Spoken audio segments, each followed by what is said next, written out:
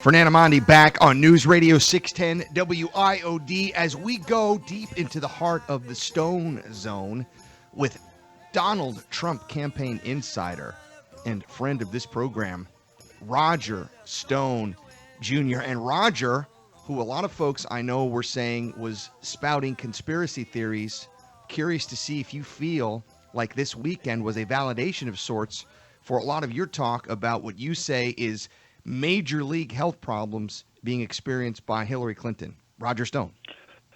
Vindication is the word that occurs to me.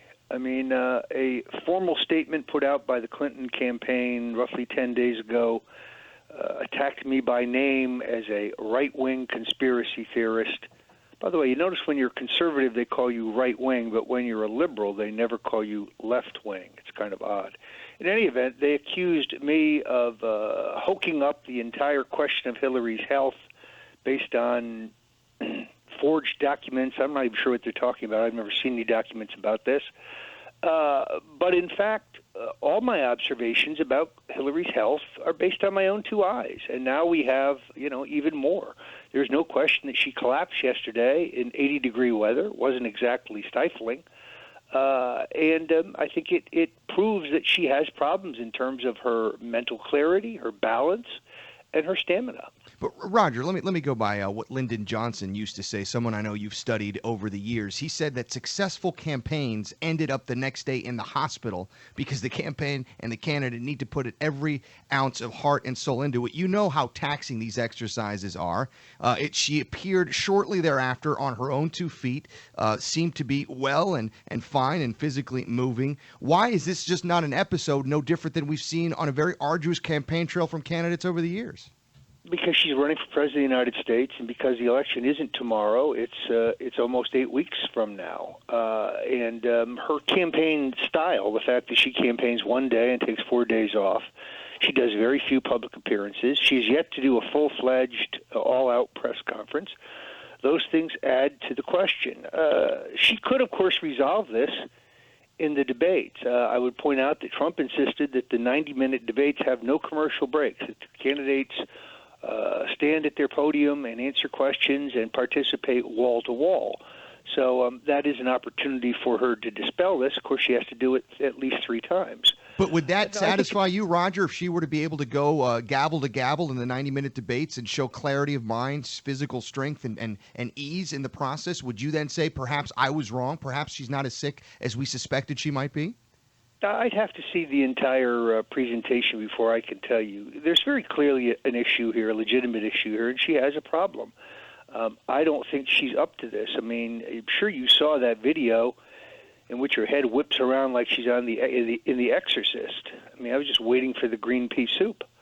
There's something wrong with this lady, and I think it's evident to anybody who looks at it objectively. All right. Well, Roger, on the issue of transparency, a lot of folks are saying, and I think rightly, by the way, that she should have a full release of all medical records. In fact, do another physical now, given the episode of over the weekend, just to put any anxieties or concerns to rest and to bed.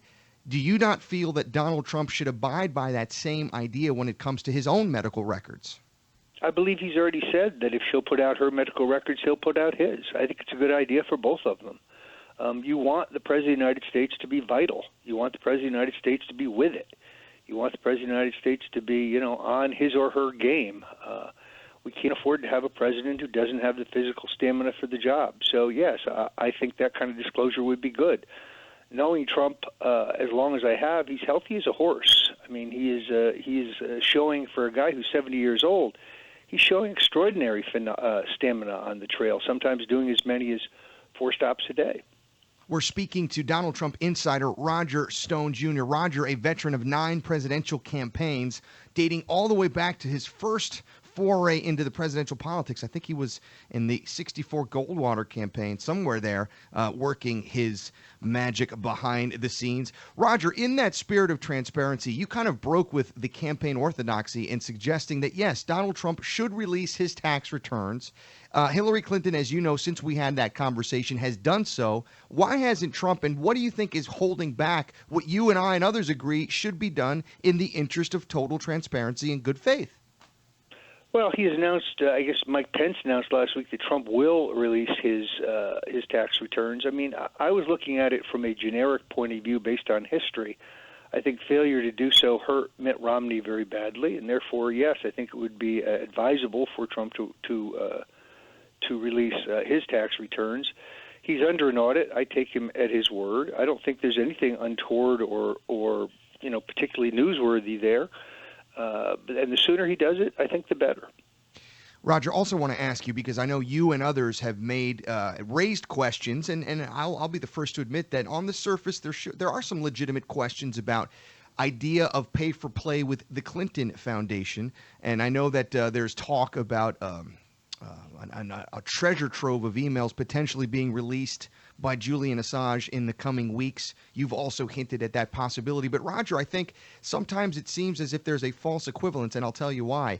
We now have what I think is a clear smoking gun case of Donald Trump with Florida Attorney General Pam Bondi having made contributions to her, both in the form of direct contributions at the time that she was supposed to be investigating Trump University, followed up with $250,000 in contributions to the Florida Republican Party. Why isn't that, Roger, a pay-for-play smoking gun, yet allegations about the Clinton Foundation are fair game? Because Donald Trump is not a public official and he doesn't control public policy. In this case, Hillary Clinton sold governmental decisions worth hundreds of millions of dollars. And there's still no proof that the support that Donald Trump gave to Pam Bondi had any bearing on what I think would have been a frivolous investigation anyway. While we're at it, why hasn't Pam Bondi investigated the Clinton Foundation? She does have authority over charities raising money in the state, and there have been multiple complaints filed with her about. But Roger, Donald Trump may not have been an elected official, but Pam Bondi was, and she knowingly solicited campaign contributions from somebody who was potentially the subject of an investigation. Why isn't that an ethical dark spot, and one that she should have known better than to have engaged in that kind of contribution and accepted it? If I may borrow the Clintons' defense, you have no proof. You can't prove that these things were related. Where's the smoking gun memo that says you do this and I'll do that? Roger, there's no investigation of Trump University by the Florida Attorney General. That's the proof. The means are clear in what the ends are. There was no investigation. It wasn't pursued. And we do know there was a fundraiser. We know there were several contributions. And we know that $250,000 went to the Florida Republican Party by Ivanka and Donald Trump. I assume that there's going to be an investigation into this. I'm probably one step behind on it because I've been on the West Coast. But let's see what the investigation brings. I frankly think they are unrelated events. All right, by the way, Trump has been supportive of the Florida Republican Party before. He's been supportive of a number of Florida state Republican candidates, statewide candidates. So it is not outside the ordinary. He also supported Rick Scott. Back when he was a Republican, he also supported Charlie Crist. So it's not out of the ordinary. Trump is an honorary Floridian based on his palatial residence in Palm Beach. 866-610-6397 is the number if you want to speak to Roger Stone, insider from the Trump campaign. When we come back, Roger was named on the titular list of one of the Donald Trump campaign deplorables. We'll tell you what that means when we come back after Hillary Clinton made a remark that even she admitted she wishes she would have had a do-over again. As we return with Roger Stone on News Radio 610 WIOD, the Fernand Amandi Show. But she was coughing very, very badly a week ago, and even before that, if you remember. This wasn't the first time. So it's very interesting to see what is going on. I want her to get better. I want her to get out there. I look forward to seeing her in the debate. I will say this, the scheduling, if you look at my scheduling and compare it to anybody else's scheduling, there's not a contest. So, I found the whole challenge to be very invigorating because, it's about make America great again. That's what we're doing. We're going to make America great again.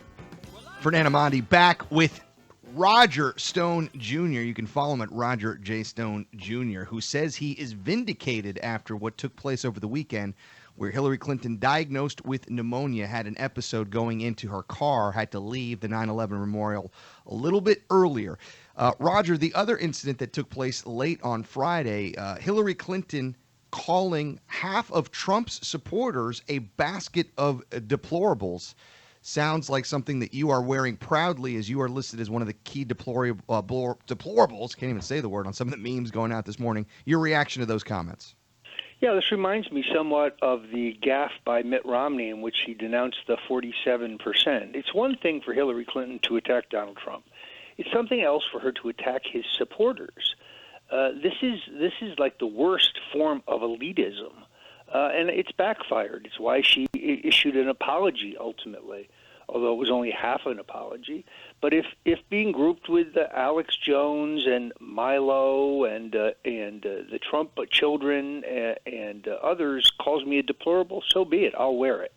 But Roger, and I know that you haven't engaged in this. I know that you've always been a censorship or an uncensorship, free censorship at all costs kind of guy. But isn't it a little bit double standard again for the Trump campaign, who issued a release playing insult police? In other words, the campaign that has perfected the art of the political insult for Hillary Clinton, who then goes back and makes a mistake, says, "Yeah, I regret saying that. I wouldn't have used those words. It was a mistake." Why the pile-on in this case when the equivalency seems to be off? I don't agree with that, Fernando. Go back and look at her actual remarks. She's calling those who support Trump racists, bigots, misogynists. I'm getting a little tired of this. Look, I marched with Sharpton against, or I should say, in favor of reform of New York State's racist, draconian drug laws. And I raised quite a bit of money for the drive to revise the drug laws because we were incarcerating an entire generation of black people for the possession of small amounts of drugs. It's an outrageous law. I'm very proud of my position on civil rights. I am not a racist, and I resent being called a racist. But this kind of name-calling is all too typical by David Brock, a man who would make Joseph Goebbels, the Nazi propaganda chief, proud when it comes to disinformation, and all of the various pro-Hillary fronts, as well as the Clinton campaign itself. When they call you a conspiracy theorist, Fernand, that's not a compliment. They don't mean that as a compliment. Oh, Roger, I'm not calling you a racist for the record, but I do want to just give you some data, and I know that you, like me, are a big believer in independent polls. Let me just give you a Reuters Ipsos poll results from just a couple of months ago, in fact, from March 21st to April 12th. When asked of Trump supporters if they thought blacks are less intelligent than whites, over 30% said yes. If you ask the same question if blacks are more lazy than whites, almost 40% of Trump supporters said yes. When you ask the question if blacks are more violent than whites, nearly 50% of Trump supporters said yes. Doesn't that lend some credence that not all Trump supporters, and I'll be the first to say there are millions upon millions of Trump supporters who are not racist, who are law-abiding Americans who just simply have a political disagreement, ideological disagreement with Hillary Clinton and the Democrats. But there is a segment of this, Roger. Would you deny the polls? Read the segment where they ask the same questions of Clinton supporters.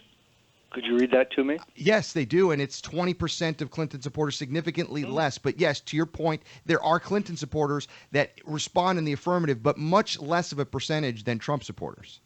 So it would be fair to say that at least both candidates, unfortunately for them, have supporters who have some racist views. By the way, didn't you say this was a Reuters poll? A Reuters they got Ipsos caught only poll, 3 yeah. weeks ago, inflating their sample to create an artificial lead for Hillary. So next time, read me a poll from somebody I believe. All right, we'll do that next week. But let's go back to the phones in the meanwhile. We've got George on the line. George, you're on with Roger Stone Jr. Roger, big fan. Hey, Thank you. I want to get your take on the media coverage, and I kind of feel like it's a joke, but maybe you don't. With Hillary, they say she's overheating, and nobody's rushing to her with a bottle of water. Nobody's loosening up her coat. Nobody's undoing her button for her top button. And then everybody's perfectly calm standing around this van. And then, like a scene out of the A-Team, they grab her and they stuff her face first in the van like an abduction. What's your take on that?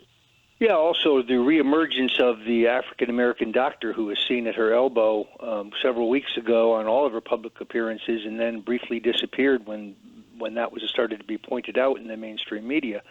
I don't think the woman is well. I don't think she has the mental acuity or the balance or the stamina for this job. And she will have an opportunity to either confirm that or to debunk it in these upcoming debates, as well as for the balance of the campaign. I mean, a campaign for president, and I've been through 9 of them, I mean, they're a backbreaker. They are a marathon. They call for almost superhuman physical fitness and for high degree of stamina. Look, I'm exhausted, and there's 8 weeks to go. I flew in last night into Miami from Los Angeles, and I got to admit, I feel pretty rough, but I'm back at the barricades again today. And By the Roger, way, someone that I know Fernand- that you put a lot of confidence in, Richard Nixon. Remember, he had to take an extended hospital stay during the 60 campaign. I don't think anybody was questioning his health issues. Let's go back to the phones. We've got Dennis on the line with Roger Stone.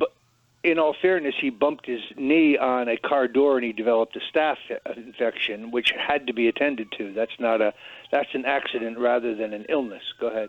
All right, Dennis, you're on with Roger Stone Jr. Hey, this is a teachable moment to talk to the public and the media and educate them on transient ischemic attacks, commonly known as silent strokes or mini strokes, that can be addressed with medication, but not the way you think for a permanent cure. But people need to know about transient ischemic attacks and about dementia and Alzheimer's and ways to stay sharp as they get older. And I'm a Trump supporter, by the way. All right, Dennis. Well, thanks. I think we all wish, putting politics aside, we all wish Hillary Clinton a speedy recovery from whatever it was that happened to her yesterday, and I'd like to see her back out on the stump. Nobody wishes ill health on anyone else, at least they shouldn't. But at the same time, it proves that there's a legitimate issue here. She collapses at a public function only weeks after attacking me for making the whole thing up. To me, that's a little telling. It's a legitimate issue, and you raised some very good points. There's any number of maladies that this could be, or maybe not at all. Remains to be seen. All right. Well, we are going to watch very keenly, Roger. Next week, we'll see if both the Clinton and Trump campaigns together release a comprehensive list of medical records. I know we're waiting on the Trump side for that, and also waiting for Donald Trump to release his taxes. Roger, always a pleasure to have you on. We will see you and do it again next Monday. Let me point out the Clintons' War on Women out in paperback today. This is the definitive expose of Bill and Hillary Clinton. You can get it at Amazon in the new paperback form with 2 new chapters, so I recommend it to your listeners. The Clintons' War on Women by Roger Stone.